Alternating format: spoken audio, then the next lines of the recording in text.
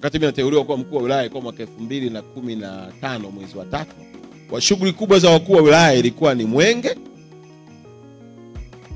Shughuli ya pili ilikuwa kuna machafuko au maafa yametokea, maporomoko mahala, ndio namuona mkuu wa wilaya. Shughuli ya tatu ilikuwa ni kwenye mambo ya kupokea wageni na kwenda kwenye sherehe za graduation, form 4, form 6.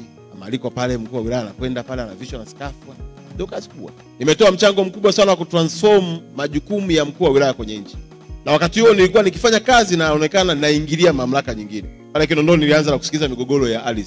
Nikaunda tume ya kuchunguza ubora wa barabara. Tukagundua barabara zinajengwa chini ya kiwango, hela inapigwa. Ndio kisa kikaja kuleta hii TARURA iliyozaliwa. Ni moja ya kazi ninayoifanya Kinondoni. Kuna utamaduni ushazoelekaga namna ya kufanya kazi, kiasi kwamba ukionyesha tofauti unaanza kuwa tatu. Yaani zamani ilikuwa mkuu wa wilaya kusikiliza mgogoro wa ardhi eti anaingilia majukumu sio ya kwake. Na unakuta hata kwa nini afisa ardhi? Ukihoji juu ya barabara, yeye kwani ni engineer? Ukienda kusema mbona kisima hiki hakitoi maji, kwani yeye ni mtu wa maji? Yaani anaingilia tu majukumu. Na nilipigwa majungu kweli, lakini akasema mtanielewa tu. Mimi maneno huwa si sehemu ya kutoa kile ambacho ninaamini ni kitu sahihi. Leo hii tunaona kila mahali unasikiliza mkuu wa wilaya anatatua kero, unaona mkuu wa mkoa anatatua kero. Pale Dar es Salaam pale tumejenga sisi hospitali ya mama na mtoto kupitia fedha za ufadhili wa Korea. Niliomba nikapewa bilioni 8 na milioni 800. Hakuna hospitali bora ya mama na mtoto Tanzania nzima zaidi ya tuliyojenga Chanika. Yaani serikali tulitoa ardhi tu, lakini pale wameingia mpaka wataalamu, unaingia mle na nguo. Kwa sababu kuna apartment zaidi ya 28 na furniture, kila kitu jamaa wameweka. Kwa nini? Tulienda nje na kuona umuhimu wa kujenga. Kwa hiyo wakuu wa wilaya msisite kutafuta namna ya kuwahudumia wananchi. Hapa kwenye mkoa wetu wa Arusha tuna enjoy 1200. Kuna mahali unakuta kuna boma halijakamilika, lakini kuna taasisi zinapata fedha kutoka nje. Zipo, tutafute namna ya kukaa nao meza moja. Wewe fikiria, nimekuja hapa Arusha hakuna kituo cha kuhifadhi damu salama. Mtu akipata ajali hapa Arusha, damu inayoweza kuchangiwa hapa inabidi iende Kilimanjaro, alafu wakafanyie utafiti, waipime, waridhike, ndio ije tumike. Na ujanja wetu wote utuona. Sasa kaja watu hapa nikawaambia akatufanye jambo, nikamwambia jambo gani? Tulikuwa tunawaza hivi, nikamwambia kwa nini msijenge kituo cha damu salama? Tukapeleka pale alemo wetu, engineer wetu ameenda pale Mount Meru, ameenda kuona. Na juzi nimeona watu wa Rotary Club wanajenga yenye gharama ya milioni 600. Hiyo sio hela ya serikali. Ni wadau tena wakiongozwa na wanasheria wa mkoa wapi? Wa Arusha kila Moses. Kwa tukiwashirikisha wananchi wanaweza kufanya jambo la kwao na wakafeel proud kuwa party ya serikali. Kwa wakuu wa wilaya msisite. Hizi taasisi NGO kwa mambo ambayo unaona kwamba hawa wanaweza kashiriki na sisi. Na namna bora zaidi sio kuambia nipe hela nikafanya. Hapa Mount Meru tumewapa eneo, tukawapa na michoro kwa standard ya wizara ya nini? Ya afya. Manake jengo hilo likikamilika na hizo facility, hatutakuwa tunapeleka damu yetu tena Kilimanjaro ili ije tumike katika mkoa wetu. Kwa hiyo niwaombe msisite kufanya mambo ambayo watu watakuoja, mbona hili jambo hakuna mkoa anafanya vyema?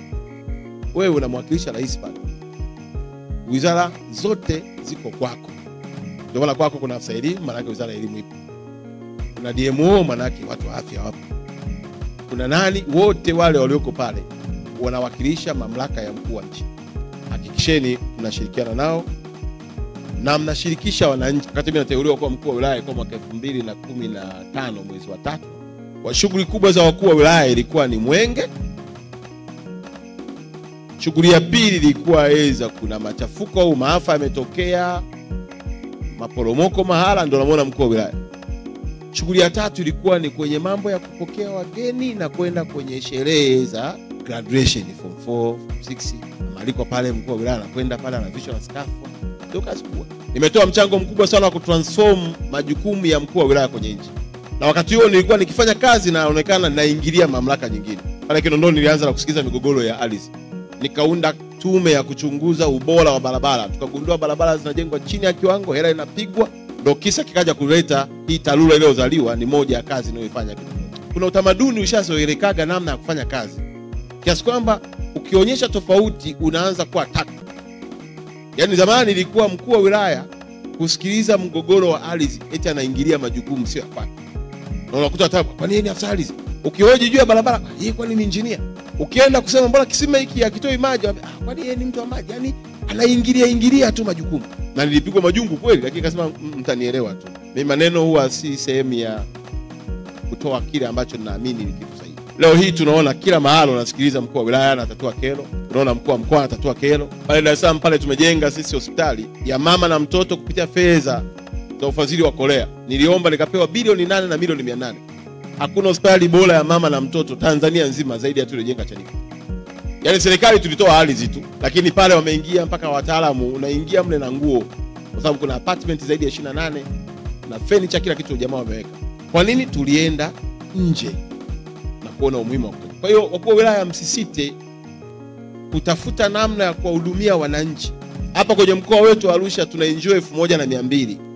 Kuna mahali unakuta kuna boma halijakamilika, lakini kuna taasisi zinapata fedha kutoka nje, zipo, tutafute namna kukaa nao meza moja. Wewe fikiria, nimekuja hapa Arusha hakuna kituo cha kuhifadhi damu salama. Mtu akipata ajali hapa Arusha, damu inayoweza kuchangiwa hapa inabidi iende Kilimanjaro, alafu wakafanyie utafiti, waipime, waridhike, ndio ije tumike.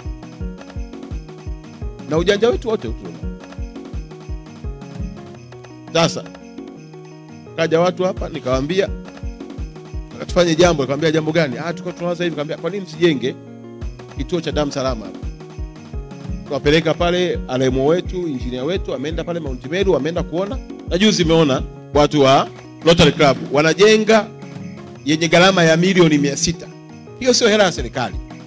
Ni wadau tena wakiongozwa na wanasheria wa mkoa wapi? Wa Arusha kila Moses.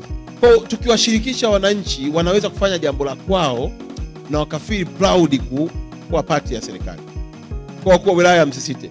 Hizi taasisi NGO kwa mambo ambayo unaona kama kwamba hawa wanaweza kashiriki na sisi. Na namna bora zaidi sio kuambia nipe hela nikafanya. Hapa Mount Meru tumewapa eneo, tukawapa na michoro kwa standard ya wizara ya nini? Ya afya. Manake jengo hilo likikamilika na hizo facility, hatutakuwa tunapeleka damu yetu tena Kilimanjaro ili ije tumike katika mkoa wetu.